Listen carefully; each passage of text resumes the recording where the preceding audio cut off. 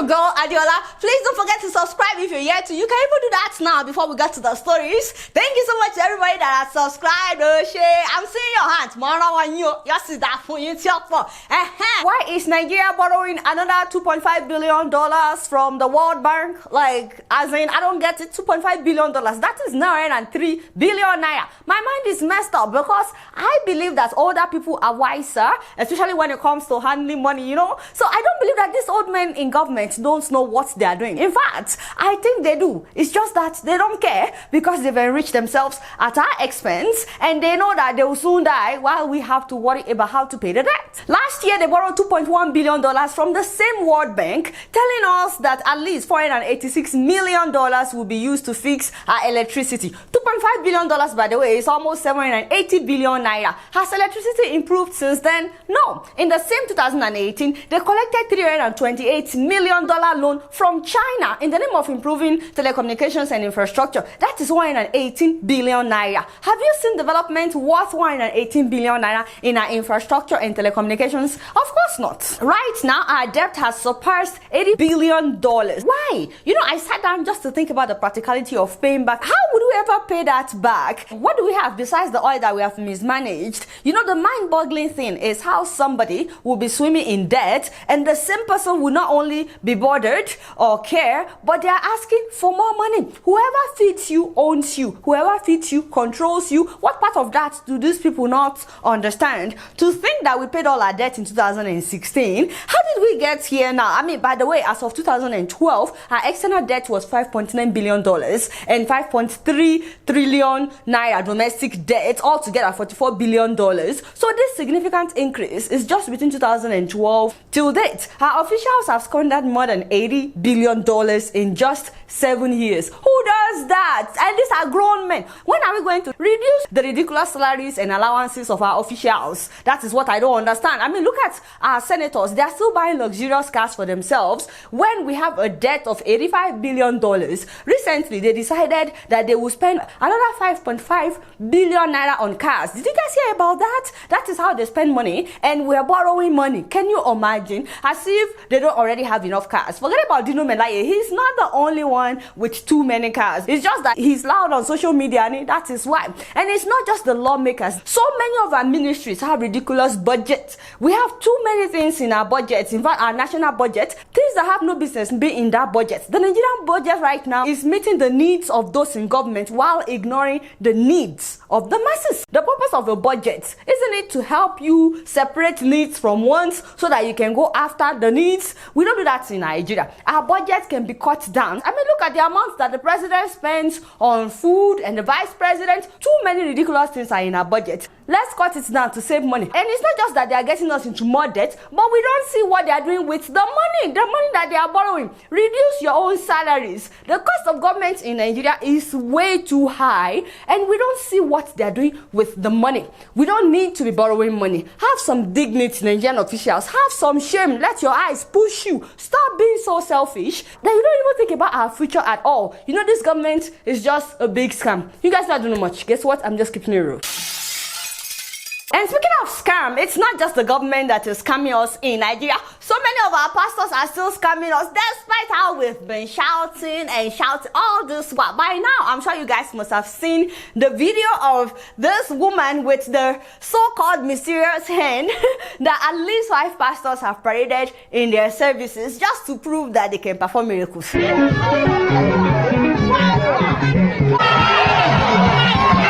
Can you see that? I want camera to show it. My God can do better than witches. Yes, sir.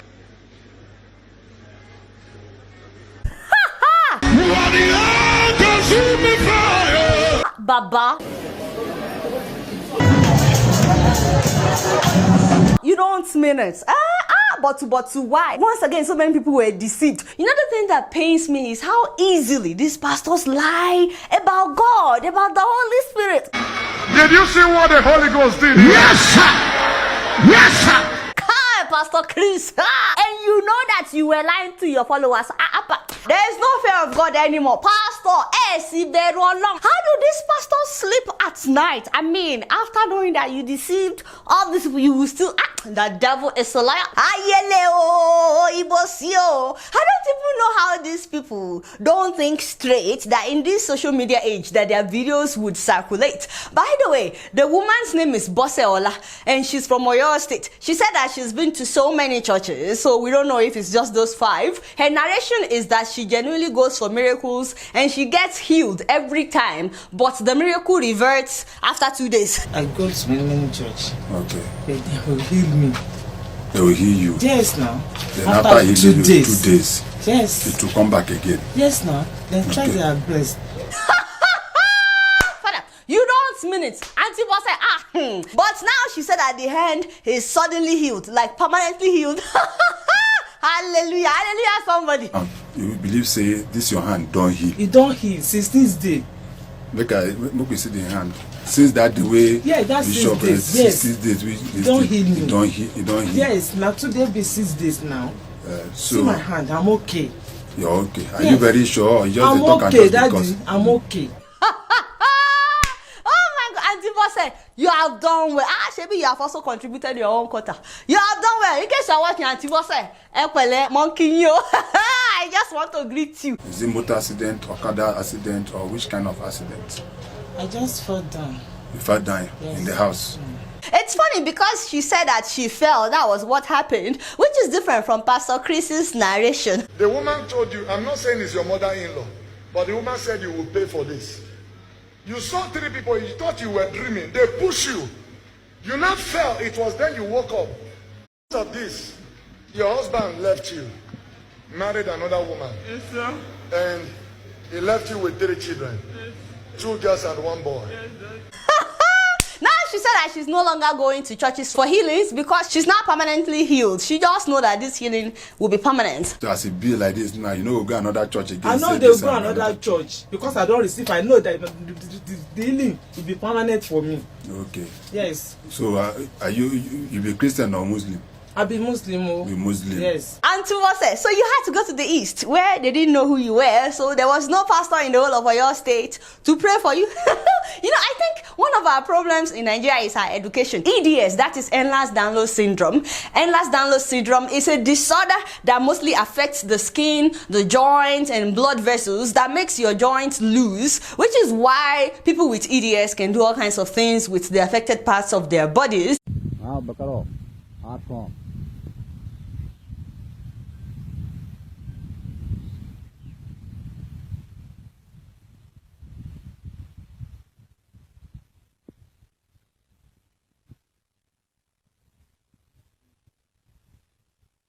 I mean, not everybody can do things like this. So that's the disorder that this woman has. And another problem that we have in Nigeria is that we like miracles too much. Believe it or not, these pastors can easily deceive people because they know that people want miracles. I just feel bad for Auntie Bose, you know, the woman, because I'm thinking in my head she must have planned to go international, you know.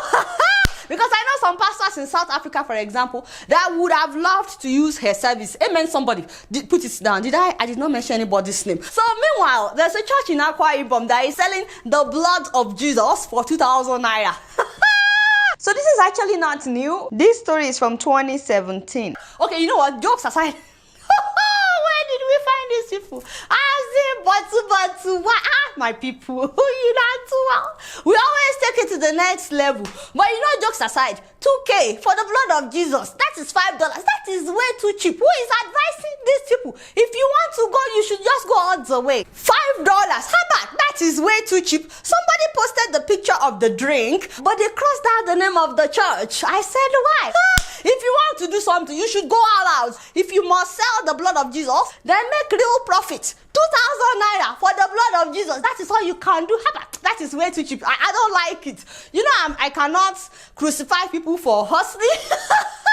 Me, I can never condemn people for hustling, but I think that is way too cheap. You cannot make profit like that now. If you want to go out all the way and make real profit. If you package it for like 100K now, people will be struggling to buy it. You see, this is how desperate we are for miracles in Nigeria.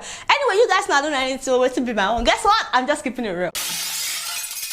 Moving on to Ghana, ladies and gentlemen, meet the youngest university student, a student at the University of Ghana, 12-year-old Viemens Bamfo. Say what? The boy is enrolled to study public administration. And in case you're wondering, yes, he was homeschooled by his dad because his dad said that he couldn't afford school fees, but he did a wonderful job of teaching him and his siblings. What I teach first is dictionary skills, that the child should be able to pronounce every word without me nor any other person. Where there is difficulty, the child must resort to the dictionary. You know, huge kudos to this man. Himself is well learned, and he even teaches Latin. So we do the phonetic skills, and then once that is done, for vocabulary development, I teach Latin. I teach Latin for vocabulary development. Okay, he also homeschooled his older son, by the way. That one finished university at the age of 20. His senior brother, Edwin, has also gone through the process. Edwin also enjoyed home tuition by his father and has currently graduated from the Kwame Nkrumah University of Science and Technology as an environmentalist at age 20. No wonder the son was asked to give a speech during matriculation, and he spoke a proverb in Latin. For I said in Latin, and I quote, Mutum sperandum, qui mutum datum est, meaning much more is expected to whom much is given. Okay, you know, we'll look forward to Viemens doing great things as he gets older. For now, he wants to be the president of Ghana. I want to become the president of Ghana at age 40. I want to improve our nation. Good luck to you, my brother. We're very proud of you. Some people right now are saying that they don't know how he would cope because he's been homeschooled for so long. They don't think he will survive. Do you agree with that or not? I think the boy is doing well, and I think he will be just fine. Anyway, you guys not know much. Guess what? I'm just keeping it real. So moving on to Tanzania, ladies and gentlemen, Tanzania has now banned underage marriage. Oh shit, how amazing is that? Activists were the ones that sued the government for a long time. This has been happening for years, and they finally won this years-long battle with the Tanzanian government when the Court of Appeal in Dar es Salaam rejected an appeal by the government to allow marriage of children under the age of 18. I'm like, what kind of government is that? Kudos to all the activists in Tanzania that sued the government. Thank you, Jare. Also, one of the people who championed this cause is Rebecca Giumi. I needed to do more. I needed to involve more young people to understand that citizens, young people, are the change makers in any country. Nobody else, no government, no leaders. If we all understand the part that we're supposed to play in our communities, the world will be a better place. Thank you so much, my sister. Do you know that according to the United Nations, 750 million women worldwide were married off before the age of 18? Even 18 is still a child to me. I mean, this is a systematic way of keeping women in a cycle of poverty, and so many of them are married off to old men, sometimes as old as twice their age, who in many cases beat them up. C'est un bassin immature, donc l'accouchement est presque impossible. Et donc toutes ces jeunes filles-là qui sont dans les campagnes les plus reculées et qui se mettent en travail et ne peuvent pas délivrer, il va de soi que par les mécanismes de la fistule que la fistule se crée. Just imagine, even though the Child Rights Act, which was passed in 2003, sets the age of marriage at 18 in Nigeria, do you know that there are still so many states in Nigeria where young girls are being married off before the age of 18? You've got to address cultural attitudes to at what age do girls married, how many children do girls have, how many wives do men have.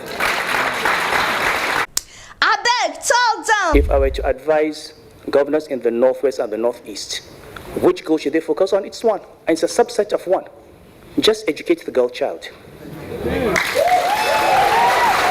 Wow, is he not saying the truth? We need to educate the girl child in Nigeria. These girls, they marry them off so early, and then they start having kids when they themselves, they are still kids. So they have to start taking care of kids themselves. And most of the time, because they don't have any tertiary education, they don't have good jobs to take care of their kids. So guess what? The poverty cycle continues. But as good as he sounds, did he himself marry an 18-year-old girl as his fourth wife? Fourth, yo. I know that she's 18, they will say that she's grown, but wasn't he like 54, 55 at the time? How is 3 wives not enough? Please don't get me started about that. He sent the girl to study in the UK. Now she's done, she's back. I'm glad that he didn't impregnate her while she was in school. But you know, the man says the right thing, but action speaks louder than voice. I want to know what you guys think about underage marriage, not just in Nigeria and Tanzania, but in whatever country you live in. Let me know what you think about this idea of underage marriage, and also even marrying someone that is 18. I want to know what you guys think about this. Anyway, you guys not know much. Guess what? I'm just keeping it real. So Nigeria wants to sanitize social media.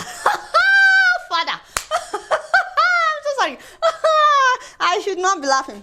What does that even mean? These people are so confused. These people are so clueless. They don't even know what's up. They don't know what's happening. What does that even mean? Sanitize social media. I guess they want to say that they are going to try to censor social media once again in Nigeria. They are so confused. Is social media the reason why we don't have electricity or good roads in Nigeria? Is social media the reason people are hungry? I mean, let me know what you guys think about this.